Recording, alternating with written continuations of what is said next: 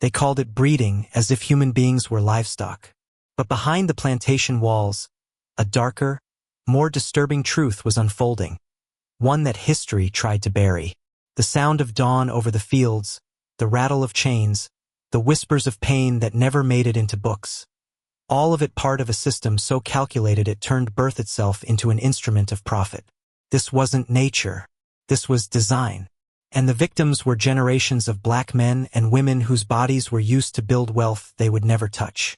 What kind of society turns human life into a breeding program, and who bore the cost? In the 18th and 19th centuries, across the Deep South, Virginia, South Carolina, Louisiana, slavery had evolved into something far beyond labor. It had become a system of generational control. As the international slave trade slowed, plantation owners turned inward. If they could no longer import life, they would create it by force. Imagine being born into a world where your birth wasn't a blessing. It was someone else's profit. The enslaved were denied the basic right to their own bodies, condemned to reproduce under coercion, their children taken, sold, and scattered before they could speak a word.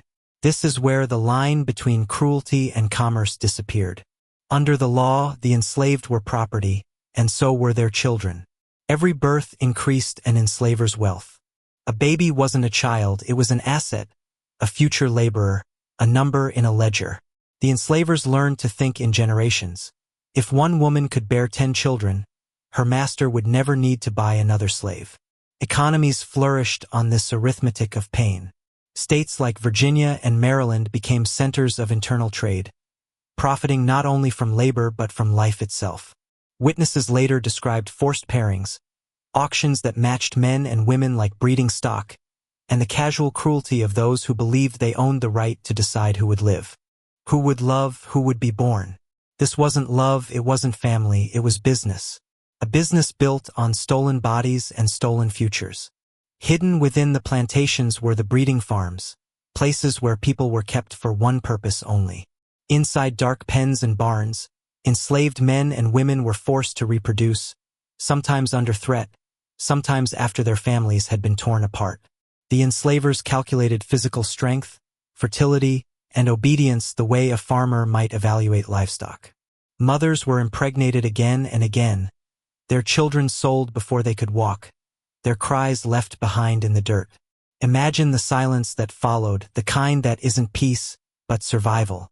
What happens to a mother when every child she bears is taken from her? What happens to a man forced to father children he can never protect?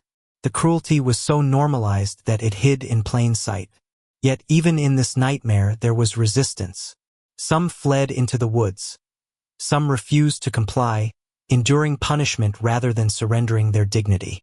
Others found defiance in small acts of care, comforting mothers, protecting infants, praying in whispers when the world had stolen their voices. Generations later, descendants would speak of the silence that hung over families, a silence heavy with what could not be spoken. To be forced to create life that you cannot keep, that's a wound that echoes for centuries. How do you heal from pain that was never acknowledged? For generations, the truth of forced breeding was buried, erased from ledgers, omitted from textbooks, whispered only in the shadows of families who carried the memories in their bones. Most plantation owners destroyed their records before the Civil War ended, burning away the evidence of what they had done. But truth has a way of surviving in fragments, in letters, in economic reports, in the trembling voices of those who lived long enough to tell their stories. When historians began to dig, the pieces started to connect. In the 1930s, government workers collecting slave narratives under the WPA stumbled upon accounts that defied the official story of benevolent slavery. Old men and women, speaking in low tones, recounted being matched to strangers, of children born and sold before their first steps. They spoke of masters who forced women to conceive for profit, and of the silence that followed those births. One survivor said simply, "We didn't know love, we knew fear." Another whispered, "They made us have children. Not for us, for them." Historians began to uncover plantation journals filled with euphemisms: increase, breeding stock, child yield. Behind these words was the cold arithmetic of human life reduced to profit margins. And in ledgers that survived the flames, the truth still lives. Numbers of women listed with tally marks beside their names, each mark representing a child sold. The pages crackle like ghosts refusing to stay silent. Even as this truth surfaced, America turned its gaze away. For more than a century, classrooms told a sanitized version of slavery, one of labor, not of life stolen before birth. The breeding system was too grotesque to fit inside the myth of the civilized South. History books spoke of plantations as grand estates, not factories of flesh. Films romanticized them. The myth of the kind master replaced the truth of the rapist, the trafficker, the man who played God with other people's bloodlines. The silence was deliberate. It was protection for white families whose wealth had been built on the sale of children, and protection for a nation that preferred pride over guilt. The cost of that silence was memory itself. Generations of black families grew up unable to trace their roots, cut off from their past because their ancestors were never seen as human enough to be recorded as such. But silence cannot hold forever. In archives, in church basements, in dusty courthouse boxes, the truth began to reemerge. Descendants of the enslaved began finding fragments of their family names hidden in bills of sale. Historians uncovered journals where even enslavers confessed to their moral collapse. One Virginia planter wrote, "I have multiplied my wealth, but not without multiplying my shame." Others never confessed, but their records speak louder than any apology could. The deeper question remains, why did they do it? What turns a person into someone who breeds other human beings like cattle? Psychologists call it the pathology of dominance, the addiction to control. Once power over others becomes absolute, morality dissolves. Enslavers began to believe they could own not just labor, but life itself. Each act of forced conception reinforced their illusion of godhood. It was never just about economics. It was about power, the kind that corrupts the soul and stains generations.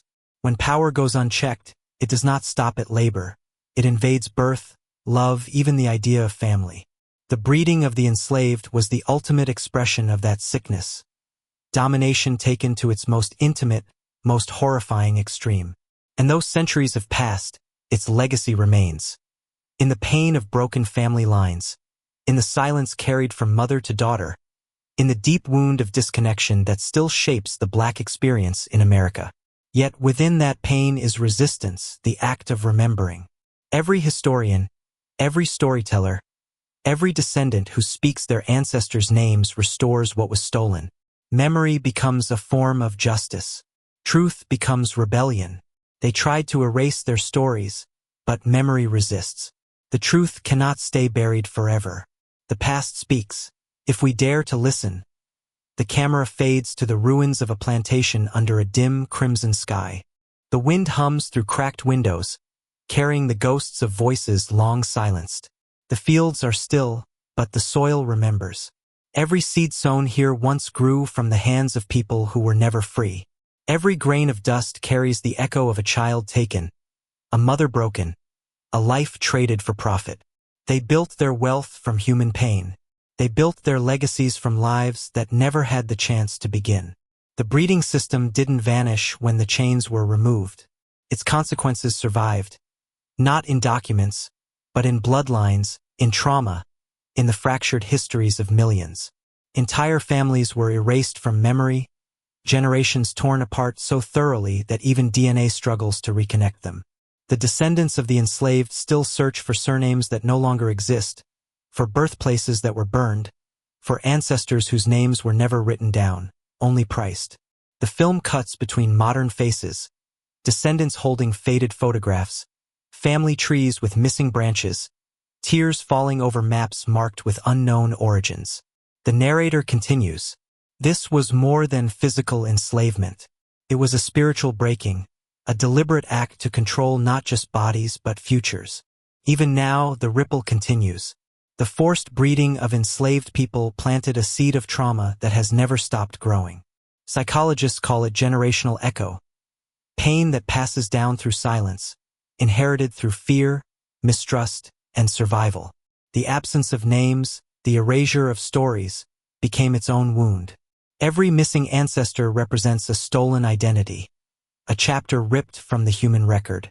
And yet, amid the wreckage, there is resilience. Black families, scattered by history, began rebuilding their narratives through memory, through research, through spoken word and song. Oral traditions carried what records did not. The rhythm of drums, the whisper of hymns, the quiet strength of remembrance, all became forms of resistance against erasure. They tried to breed submission, but what they created, without meaning to, was survival strength woven into the DNA of a people who refused to disappear.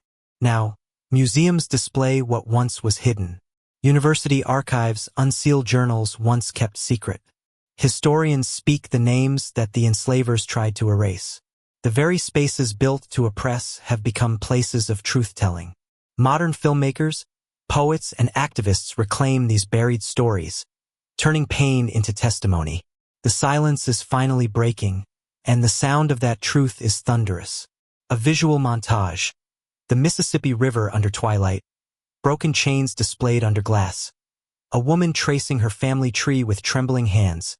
Schoolchildren standing before exhibits that speak the words their textbooks never taught. America cannot claim freedom while its foundation still bleeds with denial. The breeding of enslaved people was not just a crime, it was a design. A cold, systematic attempt to manufacture profit through human life. To forget that truth is to repeat its shadows. The voice softens again, filled with both grief and defiance. Some say the past is gone, but the past isn't gone. It lives inside us. In our stories, our silence, our names, our blood. It's in every heartbeat that refuses to forget. The greatest lie America ever told was that slavery ended. But its echoes, they live on. In inequality, in injustice, in the quiet fear that history might repeat itself if we stop listening. The final moments are slow. The music fades into low strings. The screen darkens. They called it breeding, as if people could be reduced to flesh and lineage.